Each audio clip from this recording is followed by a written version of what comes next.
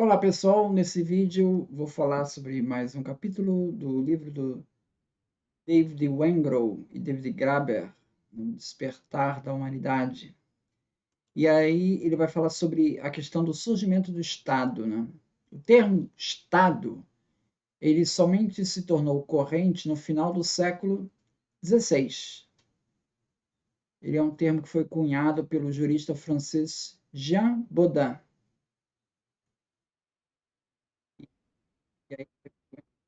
Coloca aí como uma nota de rodapé. Esse Jean Bodin é o mesmo que foi autor de um influente trabalho sobre bruxaria, lobisomens e história das feiticeiras. Quer dizer, na verdade, ele está querendo desconstruir a imagem do Estado, né? No entanto, o primeiro a tentar uma definição mais sistemática de Estado, né, foi o filósofo alemão Rudolf von Ihring, que lá pelo final do século XIX propôs que o termo Estado fosse aplicado a qualquer instituição que reivindicasse o monopólio do uso legítimo da força coercitiva no âmbito de um determinado território. Essa definição acabou sendo mais tarde associada ao Max Weber. Então, por essa definição, o Estado é um governo, caso reivindique para si determinada área territorial e afirme que no interior dos limites dessa área, ele é a única instituição cujos agentes podem matar, espancar, mutilar e encarcerar pessoas. Então, aí temos um Estado, segundo essa definição. Se quisermos usar a definição de von Ihring e Weber, seria preciso concluir que, por exemplo, a Babilônia de Hammurabi, a Atenas de Sócrates ou a Inglaterra de Guilherme o Conquistador não eram estados. Ou então a gente precisa adotar uma definição mais flexível de Estado. Né? Foi isso que os que fizeram os marxistas, para quem os estados teriam surgido a fim de assegurar o poder de uma classe dominante emergente. Então, segundo essa linha de argumentação, assim que passasse a viver do trabalho alheio, um grupo de pessoas, uma elite, teria necessariamente de criar uma estrutura de governo, né? Então, essa burguesia teria de encontrar uma estrutura de governo, em tese para garantir o direito de propriedade, mas na realidade para preservar suas vantagens. Uma linha de pensamento que não se afastava muito da tradição iniciada por Rousseau. Essa definição aí já permite incluir a Babilônia, Atenas, a Inglaterra medieval, mas, por outro lado, introduz novos problemas conceituais, como definir o que seria essa exploração desse grupo em função de outro grupo. Além disso, seria pouco viável, né, que os liberais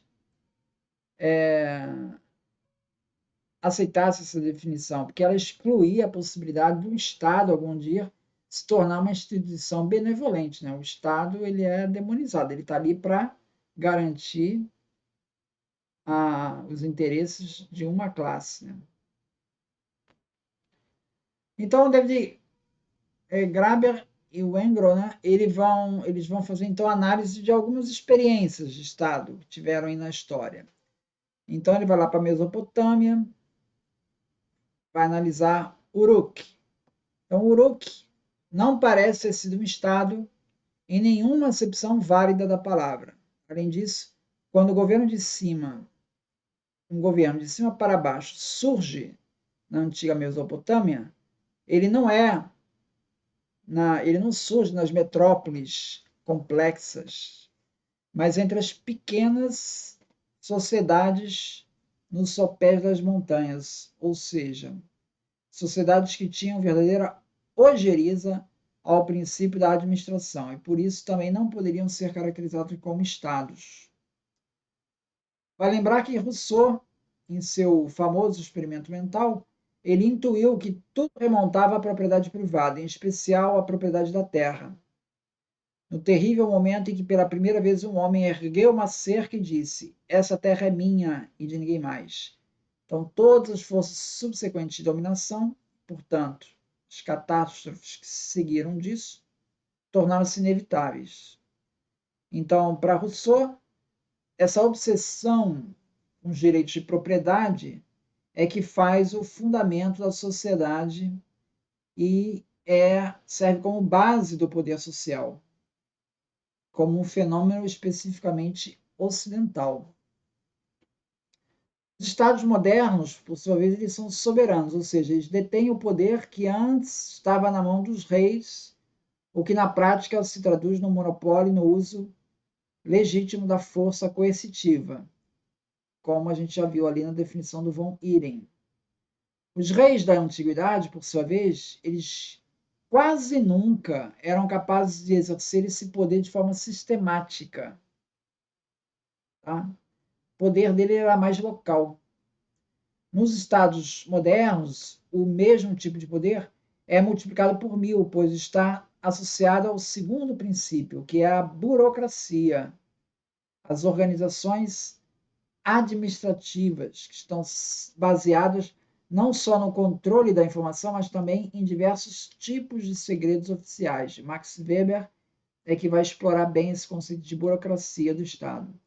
Então, a combinação da soberania sobre um território e o uso de sofisticadas técnicas administrativas para o armazenamento e tabulação de informações introduz todo tipo de ameaças à liberdade individual e torna viável, assim, os estados policiais e os regimes totalitários.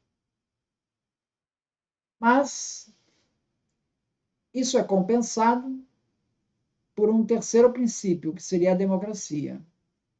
Então, os estados modernos eles são democráticos, têm eleições para eleger seus representantes e de alguma maneira, contrabalanceiam essas restrições à liberdade individual. Os filósofos políticos das cidades gregas posteriores, eles nunca viram as eleições como uma via democrática para a escolha de candidatos a cargos públicos. Para eles, o método democrático ela sempre seria o sorteio, a loteria, que nem hoje se faz para selecionar os jurados de um tribunal. O pressuposto era que as eleições pertenciam ao modo aristocrático. O termo aristocracia vem do governo dos melhores. Então, permitindo apenas que as pessoas comuns decidissem quem, dentre os bem-nascidos, podia ser tido como o melhor de todos. E nesse contexto, bem-nascido significava simplesmente aquele que tinha recursos para se dedicar em tempo integral às atividades políticas. Então, veja aqui, o David Ingram ele vai colocar até em questão esse conceito de democracia. Né? Então, o acesso à violência, o acesso à informação, por essa burocracia, e ao carisma de um governante, isso define as possibilidades de dominação social. O Estado moderno, então, ele é visto como uma combinação entre soberania, burocracia e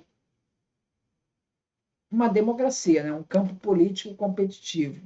Essa seria a definição de Estado moderno.